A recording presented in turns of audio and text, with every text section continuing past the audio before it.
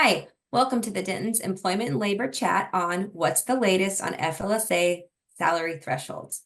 I'm Kate Erdel, an Employment and Labor Partner with Denton's in our Indianapolis office. My colleague Shaina Bloom, a Senior Managing Associate, joins me today. Shaina is also in the Labor Employment Group here in Indianapolis. Shaina, thanks for joining me here today. Hi, Kate. It's great to see you. Thanks for having me. I'm excited about our conversation. Super exciting. So today we're going to discuss the Department of Labor's final overtime rule, which it issued on April 23rd, 2024.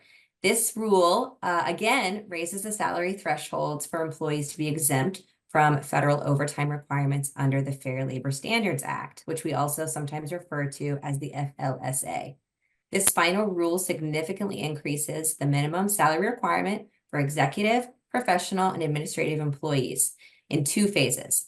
The first phase of increases takes effect next month on July 1st, 2024.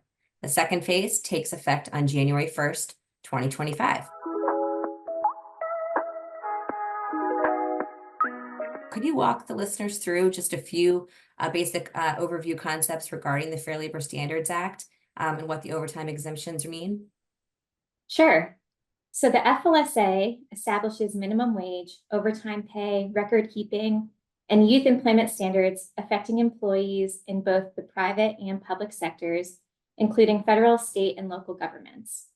The FLSA requires most employers to pay covered non-exempt employees minimum wages for all hours worked and overtime pay for all hours worked over 40 in a work week.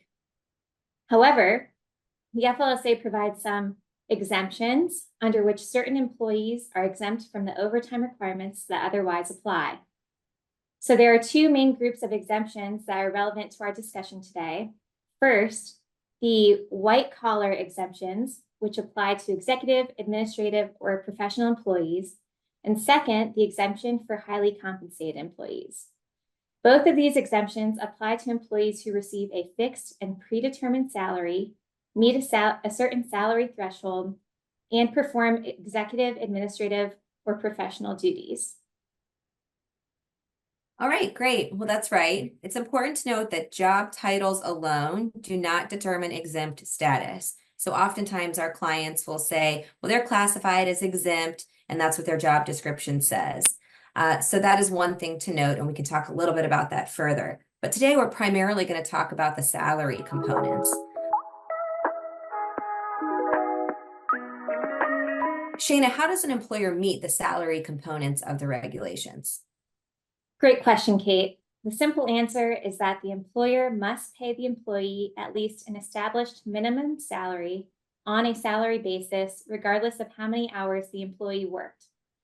The current annual salary threshold to satisfy the threshold for executive, administrative, and professional employees is $35,568 per year, or at least $684 per week.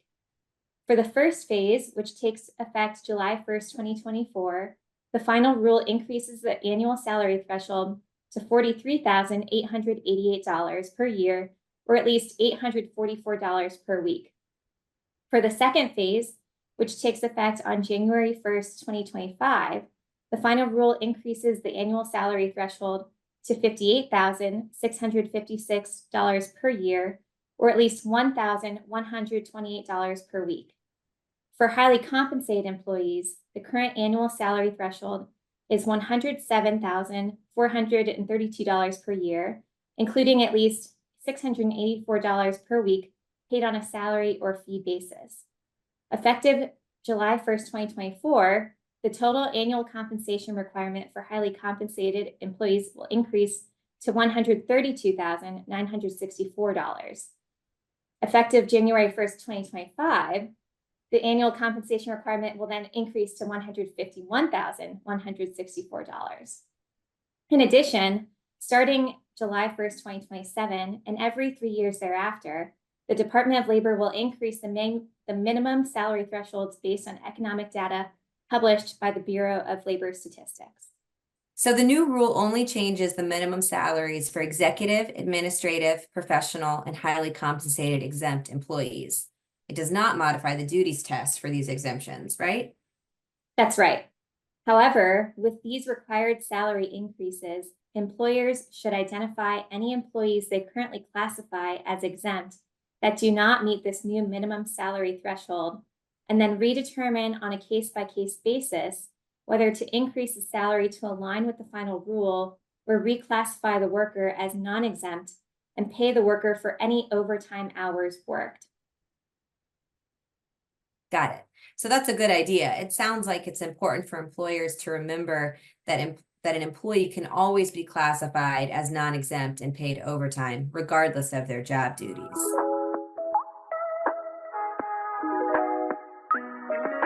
Do you recommend any other steps that employers should take before phase one of the final rule takes effect on July 1st, 2024? Yes, this is also a great time for employers to review employee job duties and job descriptions to ensure that employees are properly classified on that basis as well. By reviewing these classifications now, employers can make any needed adjustments, whether it's modifying duties or changing the amount of pay, and minimize their risk of litigation. We also recommend that employers conduct an annual review of their timekeeping policies and procedures to ensure they are compliant with the law, efficient, and accurate. Some employers only require their non-exempt employees to track their time. So if that employer plans on changing an employee's status from exempt to non-exempt, it will need to explain these timekeeping policies and procedures to those employees that have their statuses changed. Got it. So it sounds like an audit now, or at least an annual audit of employee classifications, job duties, and policies and procedures is going to be helpful. I'm assuming to ensure compliance with the law, which requires that non-exempt employees be paid overtime, and then also to minimize and mitigate the risk of any classification related litigation that could arise under the FLSA.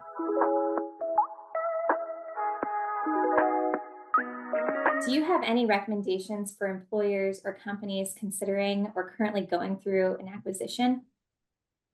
Yes, in line with the advice that we've given or that we would give to other clients and other employers, companies in the acquisition process, whether it's as the buyer or the seller, should definitely be aware of these changes. So building on these recommendations that we've just discussed, companies should review the list of non-exempt and exempt employees that they have and identify any exempt employees who will need their salaries to be adjusted to align with the final rule. Having a plan in place and making any needed adjustments in time will help to eliminate hiccups in the due diligence and post-acquisition phases of a transaction. Shaina, thank you so much for joining me today. It has been really interesting and informative conversation. I'm sure many of our clients are going to be better prepared now than they were before with respect to the FLSA. Thanks, Kate. I really enjoyed speaking with you, and I'm looking forward to watching the other videos from our colleagues that come out of these series. Me too. Thanks, everyone, for joining us today. Have a good one.